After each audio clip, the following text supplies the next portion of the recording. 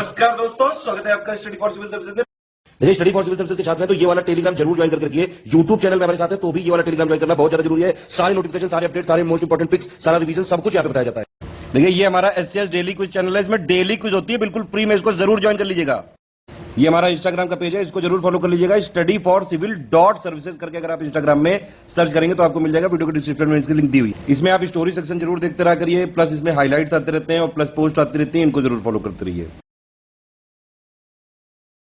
क्या हाल है साथियों, मैं विकास सोमर, आपके अपने trustworthy channel study for civil services पे आज आपके समक्ष लेके आ गए 5 अगस्त का करंट अफेयर हिंदी इंग्लिश दोनों ही भाषाओं में यूपीएससी और अदर स्टेट पीसी एग्जामिनेशन के लिए काफ़ी ज़्यादा इंपॉर्टेंट होने वाला है आज का हमारा सेशन। देखिए, आगे बढ़ने से पहले आपको रिमाइंडर है, यूपीएससी और ईपीएफओ का हमारा कंप्लीट पेड ग्रुप चल रहा है। ठीक, ईपीएफओ 2020 का, यूपीएससी 2021 का। अगर आप लोग को ज्वाइन करना है तो 8564880530 9696066089 पे आप लोग कॉल कर सकते हैं। हमारे सोशल मीडिया के हैंडल्स जो हैं ये सारे हैं, फ्री हैं एकदम, आप ज्वाइन कर सकते हैं। इंस्टाग्राम पे जाके study for civil dot services, telegram पे जाके only current affair study for civil dot services और ओनली यूपीएससी अगर आप लिखोगे तो you will get these free channels social media, जिसपे हम लोग पेड पीडीएफ की पिक्स भी फ्री में प्रोवाइड करते हैं। तो ये काफ़ी लाभकारी आपके लिए हो सकता है और उससे भी ज़्यादा लाभकारी हो सकते हैं आज के हमारे ये टॉपिक्स, जो कि प्रीलिम्स और मेंस में दोनों में ही आने के पूरे आसार हैं। पहला जो टॉपिक है वो है कि भारत और बांग्लादेश के बीच में वाणिज्यिक रेलवे लिंक रीस्टोर कर दिया गया, यानी कि पुनः प्रारंभ कर दिया गया है। इसके बारे में जानकारी लेंगे। साथ ही साथ दूसरा जो हमारा टॉपिक है वो है सबकी योजना सबका विकास, ठीक, कैंपेन, अभियान। ये जो है क्या चीज़ है और साथ ही साथ इसकी जो पृष्ठभूमि मैं बताऊंगा वो बहुत ज़्यादा इंपॉर्टेंट है एग्जाम पॉइंट ऑफ व्यू से।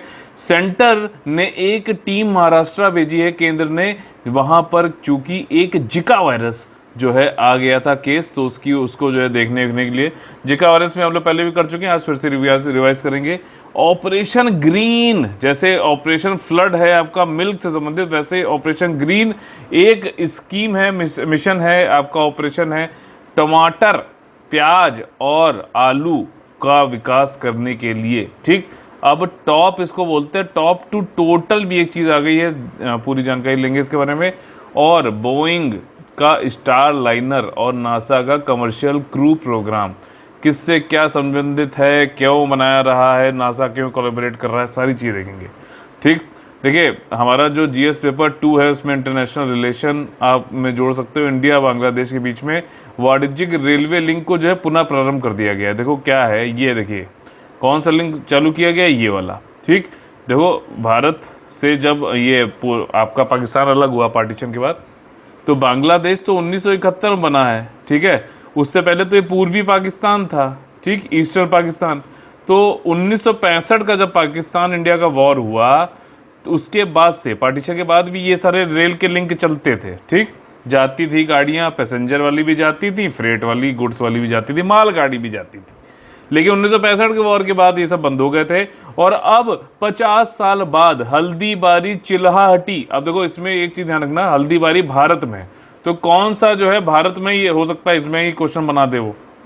ठीक, एक एग्जामिनर की तरह भी आपको सोचना चाहिए पड़ते समय कि क्या क्या क्वेश्चन बन सकते हैं, तो आप पहले ही सब सोच के चलोगे तो वहाँ सरप्राइज कम होगे, शॉक कम होगे, मेन चीज़ है। तो ये 50 साल बाद ये वाली जो लिंक है इसको चालू कर दिया गया। हालांकि दिसंबर 2020 में ही इसको चालू करने की बात थी, लेकिन कोविड भैया ने सबको रोक दिया। एक ऐसा अदृश्य वायरस जिसने पूरी दुनिया, ट्रेनें रोक दी।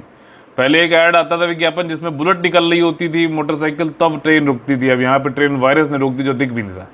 खैर, तो ये वाला जो है लिंक चालू हो गया है और भी कई सारे लिंक देखिए है। और एक बहुत ज़्यादा इंपॉर्टेंट भी है हमारा जो है रेलवे के थ्रू अगर काम चले, ठीक है, बांग्लादेश के थ्रू। क्यों, देखो अगर हम कोलकाता से ऐसे जाएंगे तो देखो नॉर्थ ईस्ट हमें जाना है तो ऐसे जाना पड़ेगा। ठीक, ये ज़्यादा छोटा है कि ये ज़्यादा छोटा है, बताओ, नॉर्थ ईस्ट पहुँचने के लिए। तो इसलिए जो है बांग्लादेश के थ्रू अगर हम जाते हैं तो it will be a better option for us and also for the north east development, उत्तर पूर्वी भारत के लिए काफ़ी ज़्यादा इंपॉर्टेंट होने वाला है। ठीक, तो हल्दीबारी चिल्हाहटी रेलवे लिंक जो है 12 किलोमीटर लंबा है, बांग्लादेश में चिल्हाहटी है। हल्दीबारी जो है आपका इंडिया में है, 0 पॉइंट के नाम से भी इसको जाना जाता है। और रेलवे लिंक 1965 में बंद हो गया था, ब्रॉडगेज है। और कोलकाता से सिलीगुड़ी के जो लिंक है उसमें चलता है, और पार्टीशन के बाद भी चल रहा था। 1965 बंद हो गया था। 1965 में जब पाकिस्तान ने बेवकूफ़ी दिखाई थी तो उसके बाद से जो है पाकिस्तान को बहुत बुरा पीटा था इंडिया ने। इंडिया को, पाकिस्तान को ये लग रहा था कि 1962 में ठीक एकदम जो है भाई भाई करते करते जो है चाइना ने हमारे ऊपर अटैक कर दिया, विश्वासघात किया, और एकदम से उन्होंने जानते हो क्या, पहले हमारे चाइना ने अटैक किया, ठीक बिल्कुल सरप्राइजिंग शॉकिंग उसमें, और फिर खुद ही कह दिया कि बस बस बस हम वापस जा रहे हैं, ठीक है ना। तो ये तो उसका ही फायदा उठाने के चक्कर में पाकिस्तान ने सोचा लाओ अभी हम भी दाव बोल देते हैं, लेकिन पाकिस्तान को ये तो ना पता है कि सब कुछ ना होगा उनके हिसाब से। तो 65 में वो बहुत बुरा पिटे थे, 71 में पिटे थे, 98 में पिटे थे, रोज ही पिट रहे हैं। तो उस समय फिर रेलवे लिंक बंद हो गया था, दिसंबर में चालू करने की बात हुई थी, लेकिन कोविड की वजह से चालू नहीं हो पाया था, फिर से अब चालू हो गया है। 20 मालगाड़ियों को भेजा जाएगा, इसमें इंटरचेंज करेंगी रेलवे लिंक हर महीने, ठीक। इसमें जो है पैसेंजर और मालगाड़ी दोनों चलेंगी। बांग्लादेश, आसाम, वेस्ट बंगाल सब जगह होगा। इससे आर्थिक विकास होगा, ग्रोथ होगी, ट्रेड का, व्यापार का, रीजन क्षेत्रीय जो है डेवलपमेंट इसमें काफ़ी ज़्यादा होगा, ठीक। कुछ जो पॉइंट्स हैं, एक्स्ट्रा पॉइंट्स हैं, आप जान लेते हैं कौन कौन सा इंडिया में, कौन कौन सा बांग्लादेश में, ही ध्यान रखना।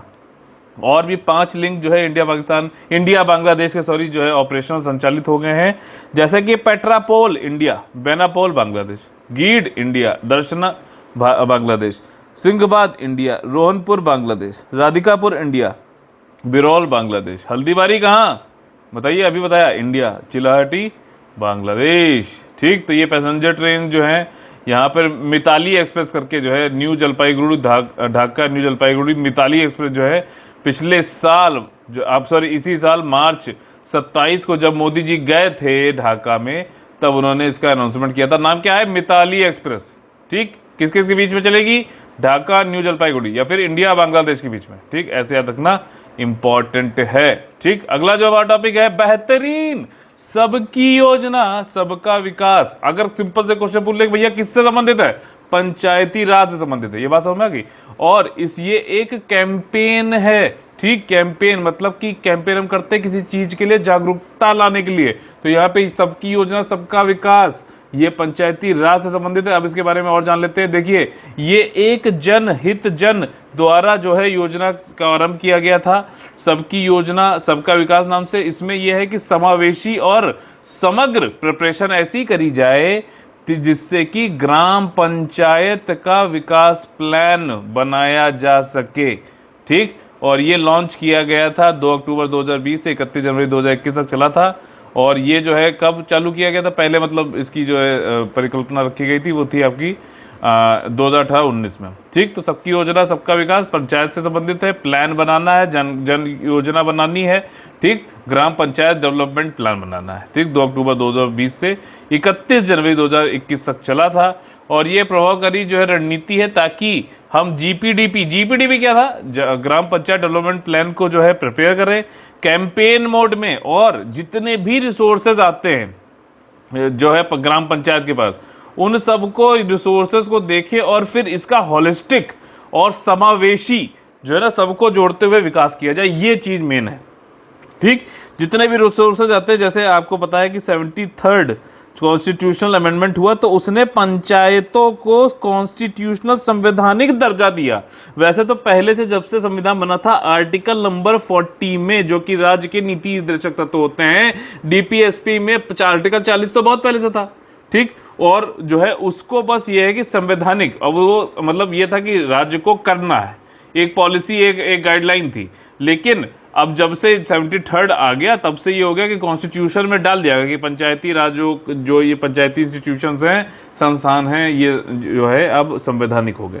तो अब जब 73rd आया कॉन्स्टिट्यूशन, पार्ट 9 भारत में जोड़ा गया, ठीक। और उसी तरीके से 74th लाया गया अर्बन लोकल बॉडीज के लिए, शहरी जो है स्थानीय जो बॉडीज हैं, निकाय हैं, उनके लिए 74th आया। उसमें क्या था, उसमें पार्ट 9A जोड़ा गया, ठीक है ना, बताइए कंफर्म करके। तो पार्ट 9A जोड़ा गया, तो यहाँ पर 73rd में पार्ट 11 जोड़ा गया, और शेड्यूल कौन सा जोड़ा गया, 11th, पार्ट 9 जोड़ा गया सॉरी, और शेड्यूल 11th जोड़ा गया, जिसमें कि 19 सब्जेक्ट है जिस पर पंचायती राज अपना जो है काम करता है, ठीक। तो ये वाली चीज है, इसमें कोई भी ये मैंने आपको पहले बताया कैंपेन है, इसमें कोई भी अलग से इसके लिए अलॉटमेंट आवंटन नहीं होता है पैसे का, ठीक, जो रिसोर्सेज ऑलरेडी है उन्हीं को जो है जोड़ के 29 सब्जेक्टों पे पूरे तरीके से काम करना है पंचायत लेवल पे। पास होना आ गई। और इसमें कोई भी अलग से जो आवंटन नहीं है, सबकी योजना सबकी विकास में स्टेट यूनियन टेरिटरी सारे इसमें जुड़े हुए हैं, आपका हरियाणा, आसाम, बिहार को जोड़कर। इसमें उद्देश्य यही है कि जो भी इलेक्टेड रिप्रेजेंटेटिव हैं, जो भी जनता के प्रतिनिधि हैं, उनको मजबूत करो। सेल्फ हेल्प ग्रुप जो हैं, स्वयं सहायता समूह जो हैं, उनको मजबूत करो। और जो एविडेंस बेस्ड साक्ष्य आधारित मूल्यांकन करते हुए 2021 में जो प्रोग्रेस हुई है उसको देखो और फिर प्रपोजल करो 21-22 के लिए। सभी 29 सब्जेक्ट पे 11th शेड्यूल में दे रखे हैं। ठीक, समावेशी साझेदारी और एविडेंस बेस्ड यानी कि साक्ष्य आधारित जो है ग्राम पंचायत विकास योजना बनाना है। बस ये मेन इसमें ये चीज़ है। सबकी योजना सबका विकास, मेरे ख्याल से आपको समझ में आ गया होगा। इसमें ग्राम पंचायतों को जो है आपका प्रिपेयर करना चाहिए। बताइए, ग्राम, बहुत इंपॉर्टेंट क्वेश्चन पूछ रहा हूँ, ग्राम पंचायत और ग्राम सभा में क्या अंतर है? बहुत ज़्यादा इंपॉर्टेंट क्वेश्चन है ये, बहुत लोग कंफ्यूजन होता है। इसको जरूर कंफर्म करके बताइए, लिखिए, पढ़िए और बताइए, मैं इसको बताऊंगा। ठीक, इसमें प्रिपेयर किया जाएगा ताकि जो है वही सारी चीज़ें प्लान बनाया जा रहा है। पंचायत क्या होते हैं भैया? पहला पंचायती सिस्टम जो आया आपका नागौर सिटी राजस्थान में आया 1959 में, जब बलवंत राय कमेटी, तो पहली कमेटी कौन सी है? बलवंत राय कमेटी आई, उसने जो है रिकमेंडेशन दी, उस पर नागौर सिटी पे का जो है राजस्थान का, उसमें 1959 में पहला पंचायती राज आया। फिर LM सिंघवी कमेटी आई 1986 में, उसने देखा कि भैया क्या क्या तकलीफें हैं, क्या क्या प्रॉब्लम्स है पंचायतों में, और फिर सिफारिशें उन्होंने करी कि भैया पंचायतों को संवैधानिक दर्जा मान्यता देनी चाहिए, उनका संरक्षण और संवर्धन करना चाहिए। आर्टिकल 40 में जैसे जो दिया गया था उसको फिर फाइनली पार्ट 9 में जोड़ते हुए संवैधानिक दर्जा दे दिया गया 73rd आपका कॉन्स्टिट्यूशनल अमेंडमेंट के जरिए। अब कुछ यहाँ पे जो है आर्टिकल दे रखे हैं उनके सामने, जैसे 243A किससे संबंधित है? ग्राम सभा से संबंधित है। ये इंपॉर्टेंट है, ऐसे जो है स्टेट PC एग्जामिनेशन तो ऐसे बोल लेगा। ठीक, ग्राम पंचायत का, सॉरी, ये पंचायतों का जो गठन है, कॉन्स्टिट्यूशन है, वो B में है। 243C संरचना कैसे होगी आपका, 243D रिजर्वेशन, बहुत इंपॉर्टेंट है। 1/3 सीटें किसके लिए है बताइए कमेंट करके। 243E ड्यूरेशन, पंचायत में किसी को प्रधान के लिए चुनाव लड़ने के लिए 21 साल की जरूरत होती है, और 5 साल का अगर है, 3 साल में मान लीजिए किसी कारणवश जो है प्रधान जो है वो हट गया, तो बचे हुए समय के लिए ही जो भी नया निर्वाचित होगा वो बचे हुए समय के लिए ही कार्य करेगा, तो 5 साल रहता है। ये कुछ एक्स्ट्रा इन्फॉर्मेशन। 243F जो है ये डिस्क्वालिफिकेशन से संबंधित है कि मेंबरशिप जो होती है पंचायत में वो कैसे कोई डिस्क्वालिफिकेशन या फिर अयोग्य हो सकता है। इसी तरीके से आर्टिकल नंबर 102 में होता है पार्लियामेंट का, और आप लोग को बताना है कि स्टेट के लिए कौन सा आर्टिकल है। ठीक, याद आ रहा है ना सब कुछ?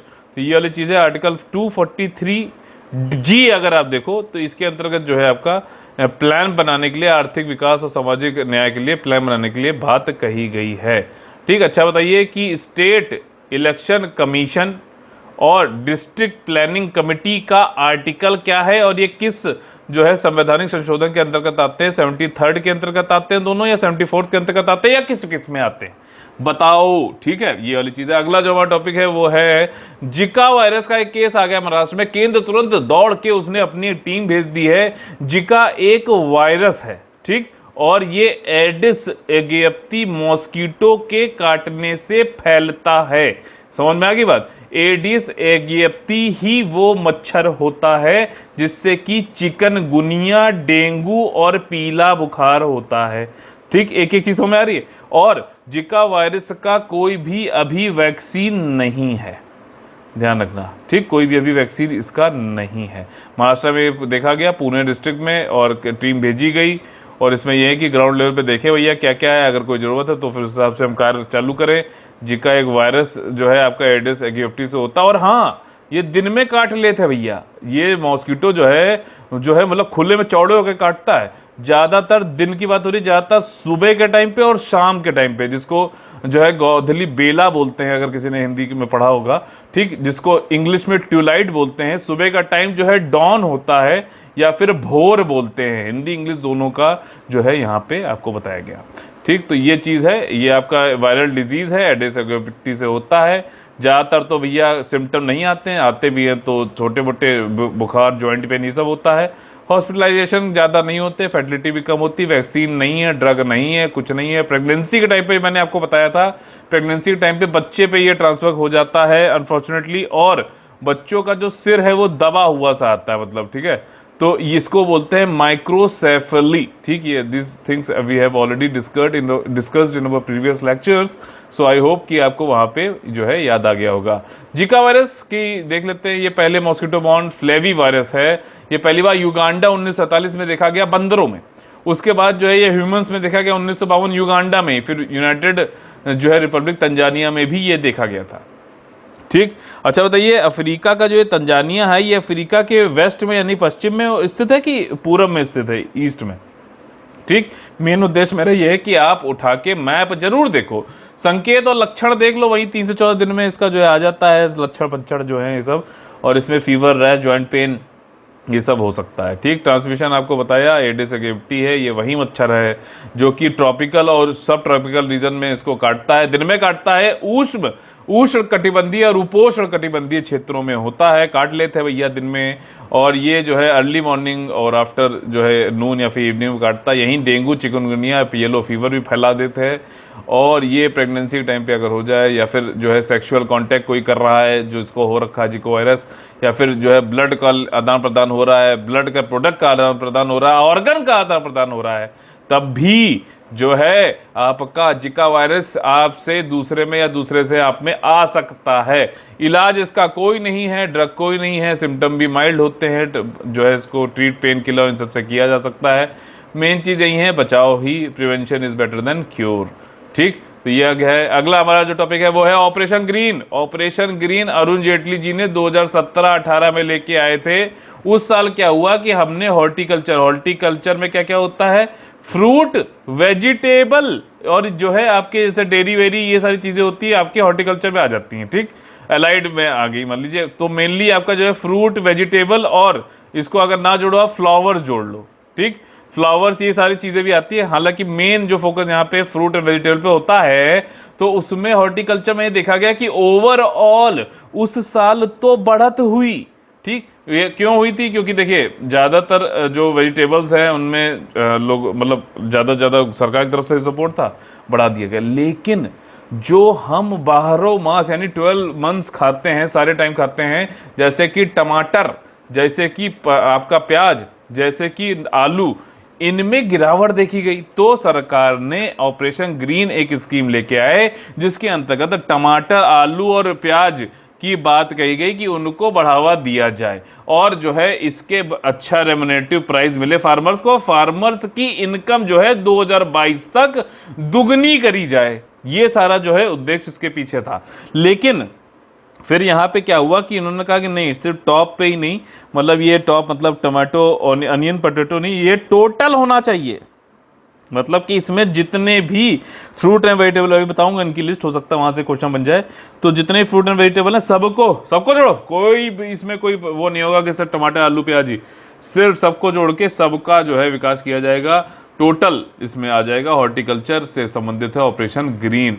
अभी अश्विनी कुमार चौबे जी जो आपके मिनिस्टर ऑफ स्टेट हैं, कंज्यूमर अफेयर, फूड और पब्लिक डिस्ट्रीब्यूशन, जिसके अंतर्गत ये राशन शॉप ये सब चलती हैं, तो उन्होंने बताया कि भैया हम ऐसा कुछ करना चाहते हैं कि नॉर्मल मार्केट का जितना भी पैसों, जो भी वेजिटेबल का जो भी प्राइस होता है, जो आपको मतलब टमाटर, आलू सब देखने को मिलता है, वो डिमांड एंड सप्लाई की वजह से होता है, और कितना प्रोडक्शन हुआ है, हार्वेस्ट हुआ है, इस पे भी डिपेंड करता है, ठीक। और यहाँ पे यही है कि फार्मर्स को उनका जो है उचित मूल्य मिले उनके प्रोडक्ट्स का, ग्रीन वेजिटेबल्स का, जैसे टॉप, ऑनियन, पोटैटो, उसके लिए जो है ऑपरेशन ग्रीन लेके आया गया था। और ऑपरेशन ग्रीन लाया ही इस तर्ज पे गया था जिस तर्ज पे मिल्क का जो है सफलता पाई गई आपकी ऑपरेशन फ्लड के अंतर्गत। ऑपरेशन फ्लड दूध से मिल्क की मतलब या फिर डेयरिंग से संबंधित है, 2018-19 में लाया गया था, ताकि जो सप्लाई है टमाटर, अनियन, और ज़्यादातर तो अनियन आपको पता है अनियन की वजह से तो सरकारें गिर जाती हैं, तो उनका जो है सप्लाई सही से बनती रहे। और ये प्रोजेक्ट जो है ये आपका अनुमोदित है किसके द्वारा? मिनिस्ट्री ऑफ फूड प्रोसेसिंग यानी कि खाद्य प्रसंस्करण उद्योगों जो मिनिस्ट्री है मंत्रालय उसके अंतर्गत। ताकि इसकी जो सप्लाई है निरंतर आती रहे और पूरे साल आती रहे, कोई भी इनके पैसों में उछाल गिरावट ना हो। बहुत ज़्यादा अगर गिरावट भी हो जाए तब भी दिक्कत है फार्मर्स को, बहुत ज़्यादा अगर वो हो जाए, उछाल आ जाए तब भी दिक्कत है कंज्यूमर्स को। तो एग्रीकल्चर से रिलेटेड पॉलिसी ये बैलेंस बनाए रखना, it's not an easy task. ठीक, तो ये वाली चीज़ है। एक स्ट्रेटजी ये बहुत अच्छी है, इसके अंदर दो स्ट्रेटजी हैं, दो कंपोनेंट हैं टॉप स्कीम के अंतर्गत। शॉर्ट टर्म तो ये है कि भैया प्राइस को स्थिरता लाओ, और दूसरा ये लॉन्ग टर्म क्या है कि इंटीग्रेटेड वैल्यू चेन डेवलपमेंट, मतलब जहां से आता है, जैसे देखा गया है कि नासिक से प्याज आता है ज़्यादातर जगह, ठीक, तो वहां पे जितना भी वैल्यू चेन डेवलपमेंट है इन सबको करो, लॉन्ग टर्म में इसको करो और शॉर्ट टर्म में जो है प्राइस स्थिर रखो, ताकि भैया सरकार का ना गिरे, ये वाली चीज़ है। ठीक, तो इस का महत्व जो है मैंने आपको बताया कि भैया 4.5% तक इंक्रीज हुआ था प्रोडक्शन में, हॉर्टिकल्चर प्रोडक्शन, लेकिन तब भी जो स्कीम है टॉप टमाटर, आलू और प्याज वाली वो गिर गई थी, तो उसको जो है बढ़ाने के लिए, इंक्रीज करने के, स्टेबलाइज करने के लिए इनका प्रोडक्शन जो है वाली स्कीम लाई गई। और इसमें यही है कि जो सक्सेस हमें ऑपरेशन फ्लड मिली थी इसमें भी लाना था, और फार्मर्स की इनकम को भी 2022 तक दुगना कर देना है। और अब जो ऑपरेशन ग्रीन टॉप था, अब इसको टोटल स्कीम में जोड़ा गया है। Ministry of food processing industries ने अब एक्सटेंड कर दिया ऑपरेशन ग्रीन स्कीम को टमाटर, प्याज, आलू से बढ़ाकर सारे फ्रूट और वेजिटेबल तक 6 महीने के लिए, और पायलट बेसिस पे अगर लगेगा सही, किसके अंतर्गत, आत्मनिर्भर भारत अभियान के अंतर्गत।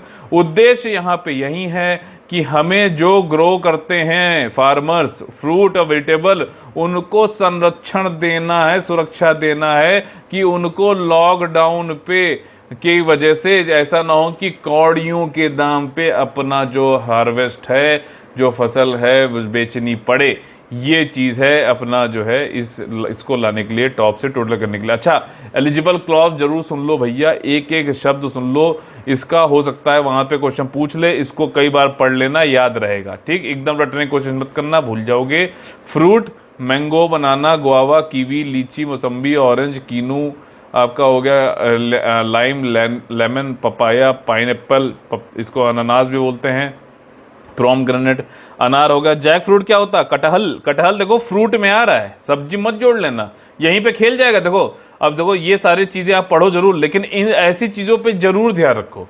ठीक, इंग्लिश में तो जैक फ्रूट नाम है, हिंदी में जो है कटहल है। कटहल में अगर आप पढ़ोगे तो आप सोचोगे यार ये तो वेजिटेबल में आना चाहिए, और वहां पे पूछेगा कि भैया वेजिटेबल बताइए कौन कौन सी टोटल स्कीम में आ गई, उसमें कटहल भी डाल देगा। आप उसको जो है हंसते खेलते हाँ करके आओगे और बाद में जो है बहुत चक्के रह जाओगे। तो ये इसीलिए ऐसी चीज़ों पे जो ध्यान रखना चाहिए। Apple, almond, amla. ठीक, अब ये मत समझ लेना कि अरे ये तो ड्राई फ्रूट है, अरे ड्राई है तो क्या हुआ, फ्रूट तो है। पियर, आपका स्वीट पोटैटो, चुकंदर जिसे शकरकंद सॉरी जिसे कहते हैं सॉरी, और चीकू। इसके बाद जो है फ्रेंच बीन, भाई साहब खतरनाक, बता खाया है किसी ने, मैंने तो मतलब खाए भी होगा तो पता नहीं ये फ्रेंच बीन्स है। बिटर गार्ड यानी कि आपका करेला, करेला तो नहीं खाता हूँ मैं। ब्रिंजल, कैप्सिकम, कैरेट, आपका जो है कॉलीफ्लावर। ठीक, ओकरा, ओकरा जो है आपका भिंडी को कहते हैं, ध्यान रखना। ठीक, ओकरा भी कहते हैं, लेडी फिंगर भी कहते हैं, लेडी फिंगर जल्दी याद हो जाता है लोगों को, ओकरा भी बोलते हैं। ये सब मैंने भी जो है ये अभी अभी सीखा है। और peas, garlic, onion, potato, tomato, large cardamom, large मतलब बड़ी इलायची, पंपकिन मतलब कद्दू, अदरक, पत्ता गोभी, स्क्वैश, स्क्वैश, और टर्मरिक, टर्मरिक मतलब हल्दी। हल्दी का दूध जरूर पीजिए, बहुत ज़्यादा इंपॉर्टेंट है, इम्यूनिटी बढ़ाता है। अगला जो हमारा टॉपिक है बोइंग का स्टार लाइनर और नासा का कमर्शियल क्रू प्रोग्राम। आप लोगों को मैंने बताया है कि इंटरनेशनल स्पेस स्टेशन है, वहाँ पे जो है मानव जाते हैं और स्पेस जो एस्ट्रोनॉट जाते हैं वहाँ पे रहते हैं और स्पेस में अनुसंधान करते हैं, रिसर्च करते हैं और मानवता को बढ़ाते हैं। तो यहाँ पे आना जाना पड़ता है कई बार। तो नासा ने अपना कमर्शियल क्रू प्रोग्राम बनाया, इसमें यही है कि लोअर अर्थ ऑर्बिट में जो इंटरनेशनल स्पेस स्टेशन है वहां पे आ जा सके, और इसने कोलैबोरेट कर लिया है प्राइवेट संस्थाओं से, जैसे कि स्पेस एक्स, ठीक, और आपका बोइंग, कि भैया हमारे लिए ऐसा कुछ बना दो कि जो है इंटरनेशनल स्पेस स्टेशन पे हम रॉकेट आ जा सके हमारे एस्ट्रोनॉट और आसानी से। तो बोइंग ने जो बनाया उसका नाम है स्टार लाइनर। अभी इसको जाना था Starliner, orbital flight test 2 थी, ये पोस्टपोन हो गई है, बस इतना कहा गया है। केप कार्निवाल जो है स्पेस फोर्स स्टेशन फ्लोरिडा से उड़ना था, सिंपल सी बात है बस। ये मेन पृष्ठ जो है कहानी वो मैं आपको बता रहा हूँ ताकि वहाँ आज जा सके। ऑर्बिटल स्टार लाइनर जो है इसको जो है इसमें 7 एस्ट्रोनॉट भी जा सकते हैं आसानी से और काफ़ी कम समय में, कम पैसे में और ज़्यादा बार ये जा सकता है। ठीक, स्पेसक्राफ्ट इसको क्रू CST भी बोला जाता है, CST 100 क्रू स्पेस ट्रांसपोर्टेशन। वही देखिए बताया गया, अंतरिक्ष में क्रू को मतलब आदमियों को, औरतों को, मतलब जो एस्ट्रोनॉट है उनको ट्रांसपोर्ट करना है। और ये टेस्ट फ्लाइट थी जो कि अभी मतलब अनक्रूड अभी होनी थी टेस्ट फ्लाइट, लेकिन नहीं हो पाई। तो मिशन इसको क्या बोल रहा है नासा? कमर्शियल क्रू प्रोग्राम बोल रहा है। ठीक, इंटरनेशनल स्पेस स्टेशन पे जाने के लिए स्टारलाइनर CST 100 स्टारलाइनर जो है 400 पॉइंट जो है नासा का कार्गो, क्रू, सप्लाई, मतलब खाना पीना ये सब ले आ सकता है। 24 घंटे में ये पहुंच जाता है ISS, ठीक, इंटरनेशनल स्पेस स्टेशन। और वहाँ पे जाके डॉक भी कर सकता है, वापस भी आता है, 7 पैसेंजर को ले आ सकता है, लोअर अर्थ ऑर्बिट में जाता है। स्टारलाइनर काफ़ी जो है नवीनतम जो है और बहुत ही बढ़िया स्ट्रक्चर का बनाया, वेल्डलेस, मतलब कोई वेल्डिंग नहीं हुई है, और रीयूजेबल है। 10 बार हो सकता है, 6 महीने में आप उसको मतलब यूज़ कर सकते हो 10 बार। और वायरलेस इंटरनेट, टैबलेट टेक्नोलॉजी, सब कुछ इसमें दिया गया है। ठीक, नासा का जो कमर्शियल क्रू प्रोग्राम है इसका मेन उद्देश्य यही है कि भैया पैसा लगे कम। ठीक, और ये इंटरनेशनल जो स्पेस स्टेशन जो है लोअर अर्थ ऑर्बिट में जो रहता है, वहाँ पे जाने के लिए प्राइवेट वालों से बातचीत कर लो कम पैसे में, और जो है ट्रांसपोर्ट सारी चीज़ें हो जाए और साइंटिफिक रिसर्च हो सके। और नासा चाहता है कि हम जो अपना ध्यान केंद्रित करें वो करें किस पे? डीप स्पेस एक्सप्लोरेशन पर, यानी कि मंगल ग्रह पे जाना है, यहाँ वहाँ जाना है, दूर जाएंगे। बाकी लोग जो है प्राइवेट लोग हमें यहीं इंटरनेशनल स्पेस स्टेशन तक पहुँचा दे, बढ़िया है। ठीक, तो नासा प्लान यही कर रहा है कि कम कॉस्ट में SpaceX और बोइंग के साथ में चले जाएं और जो है कमर्शियल ऑर्बिटल ट्रांसपोर्टेशन सर्विस ये प्रोवाइड कर देंगे। और खुद जो है NASA deep space exploration mission पे ध्यान दे, मंगल जाना है जो दूर जंग वो मतलब वहाँ के लिए। ठीक, तो ये वाली चीज़ है। और कमर्शियल क्रू प्रोग्राम जो है आपका इसी संबंधित है। हमारा आज का 5 अगस्त का, देखो मैं जो है वहाँ पे मैसेज भले नहीं डाल पा रहा हूँ, लेकिन वीडियो में यहाँ पे तो क्वेश्चन बताता हूँ ना, और इसके टाइम भी लगा देता हूँ कि भैया टाइम किस समय पे क्या चाहिए। तो क्वेश्चन पढ़ के आप लोग क्यों नहीं लिख रहे हो यार? मतलब हर चीज़ थाली परोस के देना क्या सही लगता है क्या? इतने बड़े हो गए यार, क्या दिक्कत है? वहाँ देख के कर लो। अब कई लोग तो इसमें मैच करते हैं, सर आप वहाँ डाल ले रहे, अबे उतने में तो सर्च करके आप वहाँ निकाल लेते हैं आंसर। ठीक है ना? तो इसमें देखो, इसमें कोई वो नहीं है, बुरा लगे तो लगे, लेकिन इसमें देखो मैं आपको सच बता रहा हूँ, इतना कौन सी वो उसमें है यार कि आप यहाँ पे देख के उसको टाइम स्टाम्प भी दे रहा हूँ। आप खाली वीडियो लिंक में जाके आप टाइम स्टाम्प देख के नहीं कर सकते हो, नोटिफिकेशन तो आता ही है। Daily UPSC main GS answer writing free practice जो है 5 अगस्त को जो क्वेश्चन है हमारा, क्वेश्चन नंबर 80 है। पूछा जा रहा है कि स्पेस टूरिज्म क्या है और क्यों कार्बन लाइन आपकी जो है अभी न्यूज में थी, कमेंट करिए। अंतरिक्ष पर्यटन क्या है? कार्बन रेखा हाल ही में खबरों में थी, कृपया टिप्पणी करें। ठीक है, ये है। आ गए हम लोग अपने फेवरेट सेक्शन कॉमन का SP से। इसमें हम लोग किस तरीके से MCQ टाइप क्वेश्चन आपके प्रीलिम्स में जो क्वेश्चन आते हैं उनको कैसे सॉल्व करना चाहिए उसको पे ध्यान देते हैं हम लोग। कुथीरन टनल, कुथीरन सुरंग से संबंधित कुछ कथन दिए गए हैं, कौन सा असत्य है पूछा गया है। सिली मिस्टेक मत करना, जैसा बता रहा हूं वैसे किया करो। ये एक ट्विन ट्यूब टनल है कुथीरन, जो कि थिसूर डिस्ट्रिक्ट आंध्र प्रदेश में। अच्छा एक चीज बताओ, थिसूर डिस्ट्रिक्ट के आंध्र प्रदेश में है क्या? तो यहाँ पे आपको तुरंत समझ में आ जाना चाहिए कि भैया ये तो गलत है, और गलती पूछा गया तो पहला लग इसमें है, इसमें ये 2 ऑप्शन हो सकते हैं, ये नहीं हो सकते। ठीक है, एलिमिनेशन मेथड से आपने 2 ऑप्शन निकाल ली, A और D। हो सकता है सारे गलत हो, अगला देख लेते हैं। ये नेशनल हाईवे 544 जो है वहाँ पे जो है ये आपका लोकेटेड है। साथ ही साथ नेशनल हाईवे NHAI जो है उसके द्वारा उसका स्वामित्व भी है, उसी के द्वारा संचालित भी है। क्या? थिसूर ये कुथीरन टनल एकदम सही है। तो सही है तो भैया ये वाला गलत हो गया, A वाला ऑप्शन हो जाएगा। लेकिन चलिए तीसरे पढ़ लेते हैं हम लोग। 1.6 किलोमीटर लंबी ये टनल है, और ये पीछी वजही जो वन्यजीव अभयारण्य है वहाँ पे वजहानी, वहाँ पे जो है ये इसके थ्रू लाया गया है। तो यहाँ पे पहला वाला खाली गलत है, केरला में स्थित है ये। और one side of the Kuthiran tunnel in Kerala has been opened on one end. ठीक, एक तरफ से खोल दी गई है, और इससे जो कनेक्टिविटी है वो तमिलनाडु और कर्नाटका के बीच में बेहतरीन हो जाएगी। अगला जो हमारा क्वेश्चन है वो है कि मिनर्वया पंटाली नाम से कुछ कथन है, इससे रिलेटेड देखते हैं कौन कौन सही है। देखिए ये फ्रॉग स्पेसीज है, क्या सही है? क्या मतलब मिनर्वा पेंटाली क्या फ्रॉग स्पेसीज है कि कोई और स्पेसीज है? और इसका नाम मिनर्वा पेंटाली रखा गया है, और ये फैमिली किस फैमिली से आता है? डिक्रोग्लोसिडाई से आता है। इसको वेस्टर्न घाट बायोडाइवर्सिटी हॉटस्पॉट से जुड़ा गया। अच्छा, कितने हॉटस्पॉट है मैप बना के आप लोग बताइए या फिर कमेंट करके बताइए। ठीक, तो बायोडाइवर्सिटी जैव विविधता वाला हॉटस्पॉट है वेस्टर्न घाट, वहां पे इसको डिस्कवर किया गया है और ये जो है Indian peninsula south west coast पे पाया जाता है। ये स्पेसीज जो है बहुत ही छोटी में से एक स्पेसीज है, इसको मिनरवेया जीनस फ्रॉग्स भी बोला जाता है। अगर आपने नहीं भी पढ़ा तो आपने देखा 2 बार फ्रॉग आ रहा है। ठीक, अगर होस्ट भी सकता है भैया, सही है भैया, तब करना जब आपके 60% ही क्वेश्चन सही हो रहे हो तब, ठीक है ना। अगर आपके 80-85% क्वेश्चन हो गए हैं, निगेटिव मार्किंग वाला पेपर आप दे रहे हो, तो मत करना एक्स्ट्रा, ठीक है ना। जो गेस लगाओगे ना वो गलती होते हैं ज़्यादातर। तो ये वाली चीज़ है, जब ऐसा लग रहा है तो आप फिर ये वाली टेक्निक लगानी पड़ता है। अच्छा, दोनों फ्रॉग में आ रहे हैं तो यार दोनों तो सही हो सकते हैं, ट्रू पूछा गया है तो दोनों किसमें ए और डी में है। ठीक, तो ये बी और सी नहीं होंगे। फिर आप देखोगे अच्छा 3 वाला जो आ रहा है 1 और 3 भी हो सकता है यार, क्योंकि भैया 1 और 3 भी हो सकता है, सॉरी। तो ये वाली चीज़ है, तो ये नहीं होगा आपका। अगर आपने मान लीजिए ऐसा लगाया तो या तो ये होगा या सी होगा या फिर डी होगा।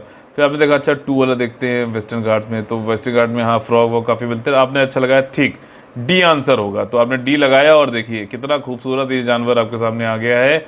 इसका नाम रखा गया है जो है दीपक पेंटल जी थे, ये वाइस चांसलर प्लांट जेनेसिस थे, डीयू थे पुराने, फॉर्मर डीयू थे, ये वाइस चांसलर थे। वेस्टर्न घाट में ये नई फ्रॉग स्पीशीज ढूंढी गई है तो इन्हीं के नाम पे इसका नाम रख दिया गया है, मिनरवैया पेंटालियोसी। के साथ में आज का हमारा सेशन खत्म होता है। अगर आप लोग पसंद आए तो प्लीज़ लाइक का बटन तोड़िए और ज़्यादा से ज़्यादा लोगों को शेयर सब्सक्राइब करके जोड़िए, ताकि हमारा जो ये मिशन है वो ज़्यादा से ज़्यादा लोगों का सिलेक्शन कराने में सफल हो सके। ठीक, इतना तो मोटिवेशन कर ही सकते हो यार। और आप लोगों को फिर से बता देना चाहते हैं यूपीएससी और ईपीएफओ का हमारा कंप्लीट पेड ग्रुप चालू है, टेस्टरीज का पेड ग्रुप चालू है। ज़्यादा जानकारी के लिए 856488053096960606 पे आप लोग कॉल कर सकते हैं। तो चलिए कल फिर से मुलाकात होगी सुबह 10 बजे, तब तक के लिए आप लोग से लेते हैं अलविदा।